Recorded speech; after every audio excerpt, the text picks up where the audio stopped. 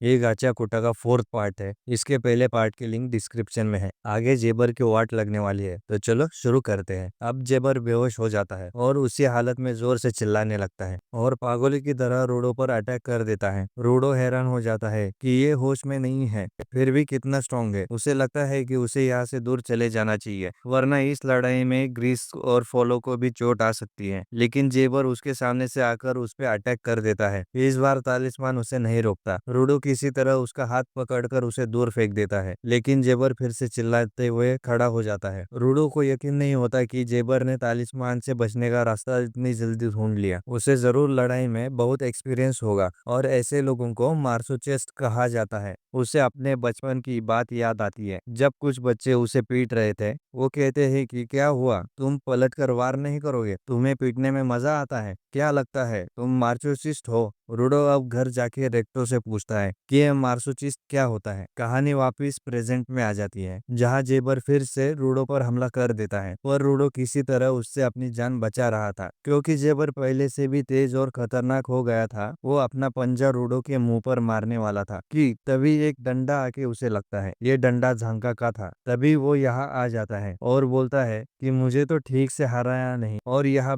इस बच्चे के साथ खेलने आ गए। वो फिर रूडो से कहता है कि मुझे भी इस कमीने से हिसाब बराबर करना है। रूडो कहता है कि तुम्हारी हालत ठीक नहीं लग रही, तो झांका कहता है कि मैं बिल्कुल ठीक हूँ और लगता है तुम अपने पावर्स यूज करना सीख गए। रूडो कहता है कि पर ये पावर अब जेबर को नहीं रोक पा रही। झांका कहता है कि वो काफी देर से इनकी फाइट देख रहा था। तालिस्मान तभी रिएक्ट करता है जब सामने वाले के मन में चोट पहुंचाने की भावना हो, लेकिन अब उसका तालिस्मान बेकार हो गया है और पॉइजन की वजह से झांका भी ज्यादा भाग दौड़ नहीं कर सकता। अब झांका कहता है कि वो एक चीज ट्राई करना चाहता है और वो रूडो को मार के देखेगा कि उससे तालिस्मान रिएक्ट करता है कि नहीं, और हो सकता है कि वो झांका को दूर धकेल के जेबर के पास भेज दे। अगर झांका का ये प्लान फेल हुआ तो रूडो झांका से पीट जाएगा। जेबर अब फिर से उठने लगता है और रूडो पर अटैक कर देता है। झांका रूडो से कहता है कि ध्यान रखना कि उसके पंजे तुम्हें छू भी ना पाए। उसकी एक खरोच भी तुम्हारे शरीर को कमजोर कर सकती है। झांका अब अपने डंडे से रूडो को मारने लगता है, जिससे तालिस्मान एक्टिवेट हो जाता है और वो उसे जेबर की तरफ धकेल देता है, जिससे झांका जेबर के मुंह पर वो डंडा मार देता है और उसे दूर फेंक देता है। झांका को यकीन नहीं होता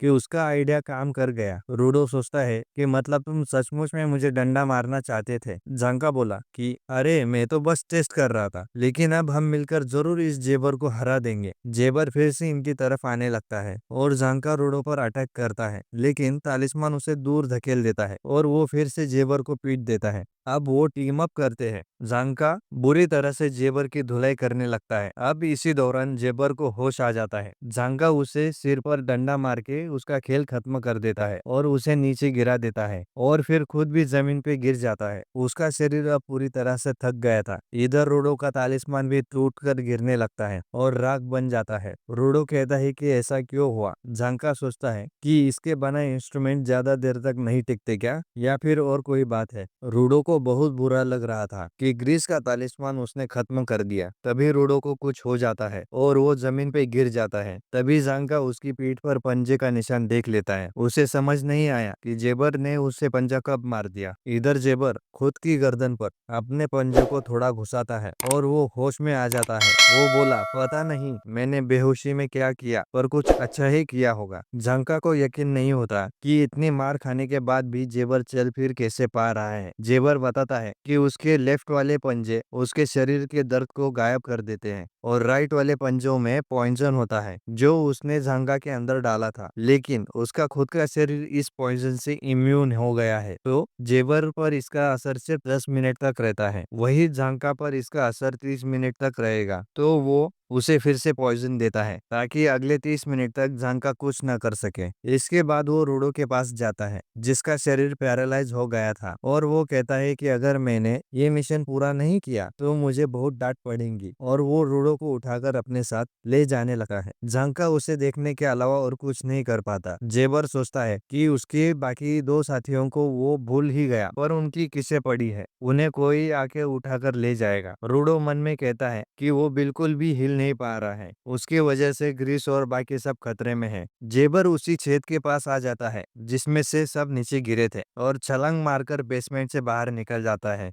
मगर वो देखता है कि यहाँ की दीवारें तो किसी ने तोड़ दी है। बाजू में उसे रियो भी दिखाई देती है और तभी इंजन वहां आके जेबर के पेट में अपना छाता घुसेड़ देता है। इंजन बाकी क्लीनर्स के साथ यहाँ रूडो को बचाने आ गया था। वो बोला कि क्या गंद मचा रखी है, चलो थोड़ी साफ सफाई करते हैं। वो आगे कहता है कि हमारे साथियों को तुमने बेसमेंट में फंसा दिया ताकि वो मदद के लिए किसी को कॉल ना कर सके। इतनी घटिया हरकत है। वो तो टॉमी बाहर निकल आई थी और उसने पास के टाउन में जाके हमें कॉल कर दिया, वरना हमें तो पता ही नहीं चलता। टॉमी कहती है कि ग्रीस और बाकी सब अभी भी बेसमेंट में ही होंगे, कहीं उन्हें कुछ हो ना गया हो। इंजन कहता है कि चिंता मत करो, वो इतने आसानी से मरने वालों में से नहीं है। कुछ लोगों को लेकर जाओ और उन्हें बाहर निकालो। जेबर अब चिल्लाता है, अरे तुम सब तो बहुत तगड़े लग रहे हो और मैं बेचारा अकेला दुखी और टूटा फूटा, तुम लोग मेरी तरफ ऐसे क्यों देख रहे हो जैसे मैं कोई कचरा हूँ। इंजन बोलता है कि रूडो, तुम इतने टाइम से इस पागल से लड़ रहे थे, मुझे तो तुम पे तरस आ गया। वही रूडो तो ठीक से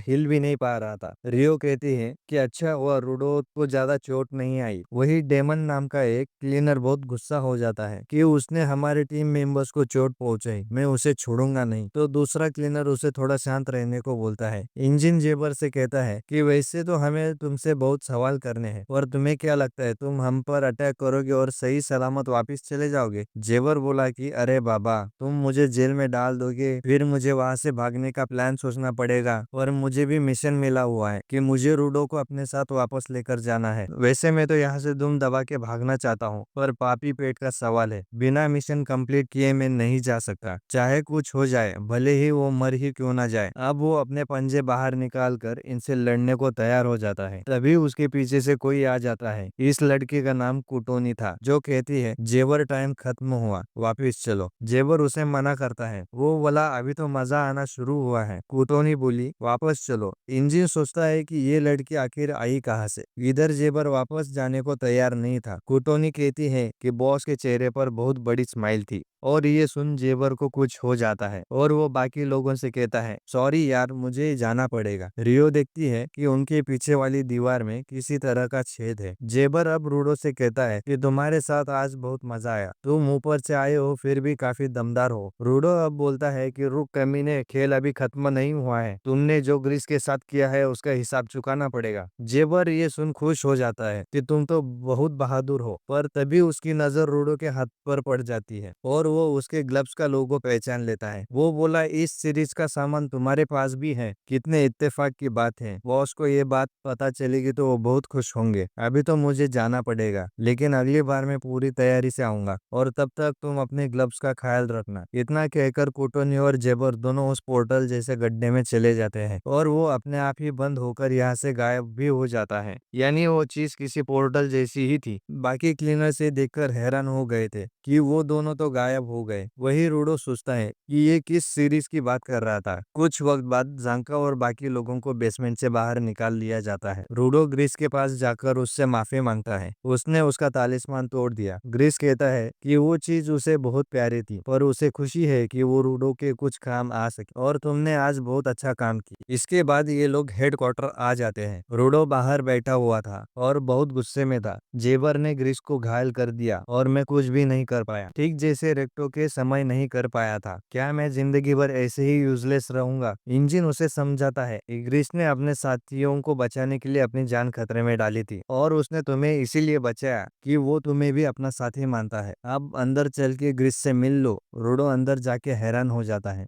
क्योंकि ग्रीस तो आराम से बैठा हुआ था जैसे उसे कुछ हुआ ही ना हो, और वो रूडो को अपने पावर अवेकन करने पर बधाई देता है। रूडो को समझ नहीं आता कि ये अब तक जिंदा कैसे है। इस पर इंजन उसका मजाक उड़ाने लगता है, क्या इसीलिए तुम्हारा मूड खराब था, तुम्हें लगा ग्रीस मर गया होगा। रूडो अब गुस्से में चिल्लाता है, ये जेबर ने अपना पंजा तुम्हारी छाती के आर पार कर दिया था, तो मुझे यही लगेगा ना कि तुम्हारी ऊपर की टिकट कट गई है। ग्रीस बोला यहाँ की मेडिकल टीम की वजह से वो ठीक है, खासकर एशिया की वजह से, जो उनके ग्रुप में एकलौती हीलर है, और उसी ने मुझे बचाया है। ग्रीस उसका शुक्रिया करता है, और वो काफी शर्मीली लड़की है। वो फॉलो का भी शुक्रिया करता है, जो हर समय उसके साथ था। इस पर फॉलो बड़े भैया कहकर उसके पैरों में गिरता है। इसके बाद वो रूडो से कहता है कि तुमने और जांका ने आज बहुत अच्छा काम किया, तुम्हारा दुश्मन काफी स्ट्रांग था और तालिस्मान के बारे में ज्यादा मत सोचो। मुझे खुशी है कि वो तुम्हारे काम आया। रूडो कहता है कि उसे भी ये जानकर खुशी हुई कि ग्रीस जिंदा है। इंजिन अब कहता है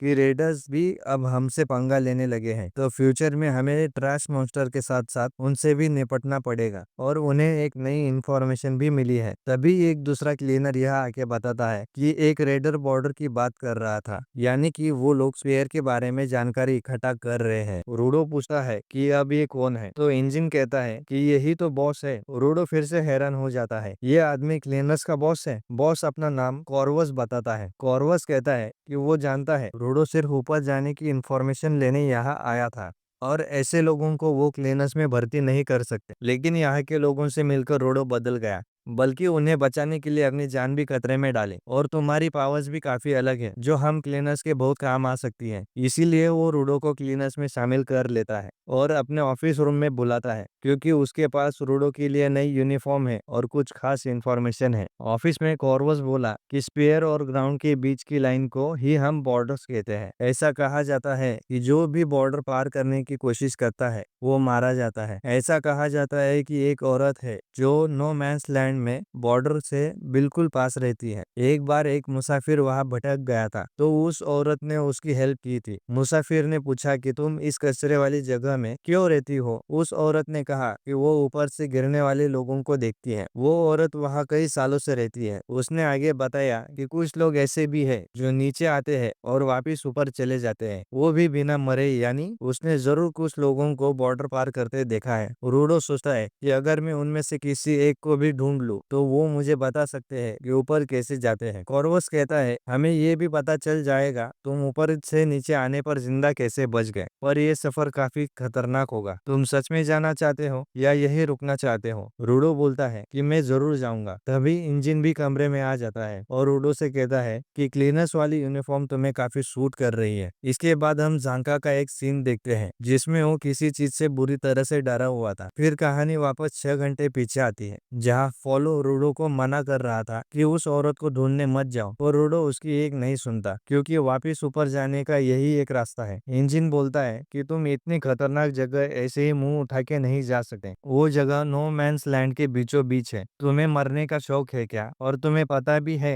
कि तुम्हारी पावर्स कैसे काम करती है? तुम अपनी पावर्स को यूज करना सीख गए हो और ये नहीं जानते कि उसकी लिमिट क्या है या उसकी कमजोरी क्या है, और ना ही हमें पता है। रूडो पूछता है कि तुम भी हमारे साथ चलोगे क्या? इंजिन कहता है बिल्कुल, नो मैंस लैंड में तुम अकेले जाओगे तो एक दिन में ही मारे जाओगे। और क्लीनर सिर्फ ट्रैश बीस्ट को मारते ही नहीं बल्कि उन पर रिसर्च भी करते हैं, जिससे इन्हें नो मैंस लैंड में काफी फायदा होगा और हमें रेडर्स का भी ध्यान रखना होगा। रूडो अब पूछता है कि उन जैसे लोग गिवर्स कैसे बन गए। इंजिन बताता है कि सभी लोग दिल से अच्छे नहीं होते और सभी लोग अपने ऑब्जेक्ट का ठीक से ख्याल नहीं रखते। कुछ लोग दिल से अच्छे होते हैं लेकिन चीजों का ध्यान नहीं रखते। वही कुछ लोग बुरे होते हैं पर चीजों को संभाल कर रखते हैं। कोई इंसान अच्छा है या बुरा, इससे कोई फर्क नहीं पड़ता। इसका गिवर बनने से कोई लेना देना नहीं है। कुछ लोग गिवर्स को अच्छा नहीं मानते और उन्हें को डिपेंडेंट कह के बुलाते हैं। किसी एक चीज से इतना लगा होना बाहर के लोगों को अजीब ही लगेगा। रूडो मन में सोचता है कि उसे लगा था बुरे लोग कभी अपनी चीजों का ध्यान नहीं रखते होंगे, पर वो गलत था।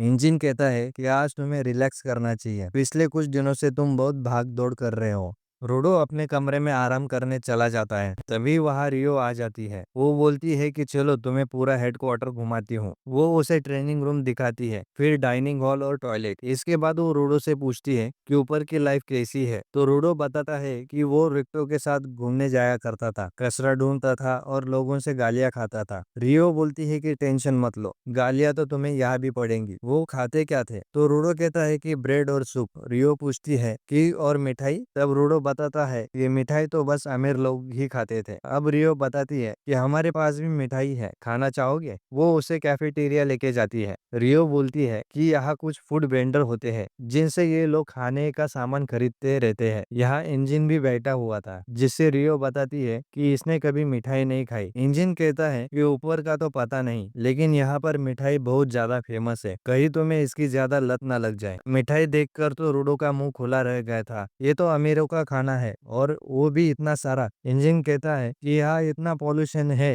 कि फसल उगाना बहुत मुश्किल होता है, लेकिन वेंडर्स के पास कुछ ऐसे गिवर्स है जिनकी पावर ही खाना बनाना है, जिस वजह से हमारे पास मिठाई की कमी नहीं है। रूडो अब एक मिठाई उठाकर खाता है जो उसे बहुत अच्छी लगती है और वो बाकी मिठाई पर भी टूट पड़ता है। उसने इतना अच्छा पहले कभी कुछ नहीं खाया था। इंजन उसे थोड़ा रुकने को बोलता है वरना वो मोटा हो जाएगा का। तभी यहाँ पर संता नाम का एक क्लीनर आ जाता है जो रूडो को घूरने लगता है। रूडो को लगता है कि उसे मिठाई चाहिए तो वो ना चाहते हुए भी एक लॉलीपॉप उसके तरफ कर देता है। संता लॉलीपॉप खाते हुए उसे और मिठाई मांगता है जो रूडो को अच्छा नहीं लगता। तभी संता का एक साथी आके उसे रोकता है और उनसे माफी मांगता है। अब कहानी वापस 6 घंटे आगे जाती है जहाँ रियो और इंजन बात कर रहे थे कि रूडो ने तो मिठाई का पूरा भंडार ही खत्म कर दिया। झंका भी यही से गुजर रहा था तो तभी दरवाजे में से एक मोटा सा आदमी निकलता हुआ दिखाई देता है, जिसे देखकर वो डर जाता है कि ये कौन घुसपैठिया है। लेकिन ये तो बस रूडो था जो मिठाई खाने से इतना मोटा हो गया था। इसके बाद ये रूडो की ट्रेनिंग कराने ले जाते हैं पर वो एक चाकू को भी ट्रांसफॉर्म नहीं कर पा रहा था। इंजन उसका मजाक उड़ाते हुए कहता है कि इतनी मिठाई खाने से तुम अपने पावर्स तो नहीं भूल गए। रियो बोलती है कि कम से कम अब ये चल फिर तो रहा है। रूडो को अब समझ नहीं आता है कि उसकी पावर काम क्यों नहीं कर रही है। झंका अब समझ जाता है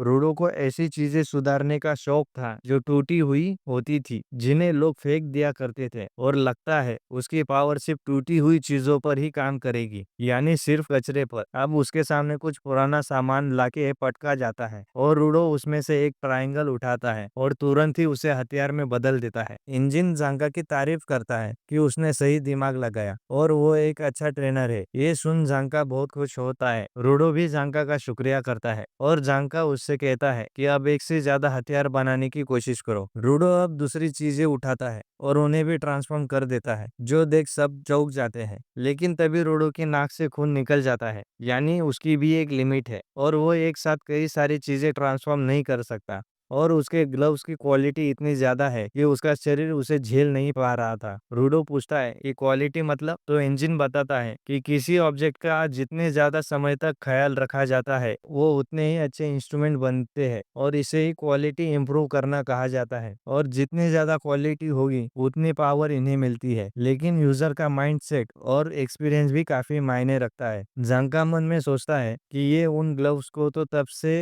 रखा हुआ है जब से ये बच्चा था, इसीलिए उनकी क्वालिटी बहुत ज्यादा है और रोडो का शरीर उसे झेल नहीं पा रहा, या शायद इसका लेने देना उनकी सीरीज से है। रोडो पूछता है कि मैं जिस भी चीज को वेपन बनाता हूँ वो आखिर में धूल बन के खत्म क्यों हो जाता है, और अभी जिन चीजों को उसने वेपन बनाया है वो बिल्कुल ठीक कैसे है। अब रियो कहती है कि वो टूटी चीजों को उसके सबसे अच्छी कंडीशन में लेके आता है और उनका इस्तेमाल करने से उन चीजों का पर्पस पूरा हो जाता है, इससे वो फिर से अपने आप ही तबाह हो जाते हैं। जंका कहता है कि वो तालिस्मान भी तब खत्म हुआ था जब उनकी लड़ाई पूरी हो गई थी और रूडो सेफ था। इंजन कहता है कि शायद यही रूडो की पावर है, कचरे को भी वो लायक समझता है और उनका पर्पस पूरा होने पर वो अपने आप ही खत्म हो जाते हैं। उसने ग्रीस का तालिस्मान तोड़ा नहीं था, बल्कि उसका सबसे अच्छी तरह से इस्तेमाल करके उसे रिटायर कर दिया था। रियो पूछती है कि जेवर ने कहा था तुम्हारे ग्लव्स किसी सीरीज का हिस्सा है, यानी हो सकता है कि किसी और के पास भी तो रूडो जैसे ग्लव्स हो। अब रियो पूछती है कि इनका नाम क्या है। इन सब ने अपने इंस्ट्रूमेंट को नाम दे रखे थे, जैसे रियो की कैंची का नाम रीपर है, इंजन के छाते का नाम अम्ब्रेकर है और झांका के डंडे का नाम असिस्ताफ। रूडो कहता है कि उसने तो कभी इस बारे में सोचा ही नहीं। इंजन कहता है कि तो अब सोच लो। दूसरी तरफ हम रेडर्स को देखते हैं जो अपने बॉस के पास आते हैं। उनका बॉस बोला the cleaners, city of art, desert alter,